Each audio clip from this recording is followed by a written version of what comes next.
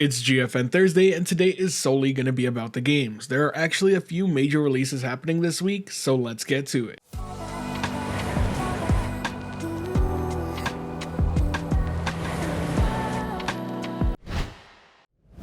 The news this Thursday will be a little bit different than usual, simply because I have a few videos I need to work on, but I really want to focus on the games releasing this week because there are some exciting titles. Right off the bat, we have Banishers Ghost of New Eden, a brand new release that came out February 12th on Steam. It's a story-driven action RPG where your decisions can carry some quite dramatic consequences, and since it's coming from Don't Nod, rest assured that the narrative experience is top-notch. I've been playing it a lot myself recently, and I do plan on covering it on the channel. The game looks absolutely fantastic in the visuals department, especially on GeForce NOW's Ultimate tier. But for now, let's move on and talk about another major release, and that's Deep Rock Galactic Survivor. If you're looking for some more rock and stone mixed with something like Vampire Survivors, well, this game's got you covered. Survivor is a bit of a different take on Deep Rock Galactic. It's a single-player auto shooter where you wield the full arsenal of Deep Rock Galactic. You'll be taking on hordes of lethal aliens, mining riches, and unlocking powerful upgrades, and it's just one dwarf against the whole planet. The game looks like an absolute blast, but I will mention that it is currently in early access, so expect future updates along the way. Following that, yet another new release, and still not the last one, but this time it's Goat Simulator 3. I'm gonna keep it real with y'all, I've never really understood the hype behind these sort of games, but they are very popular, and Goat Simulator 3 seems like it's gonna be no different. This time around, you can gather your herd and bring some friends along the way because it does support online co-op, so you can all be goats and enjoy this absolutely ridiculous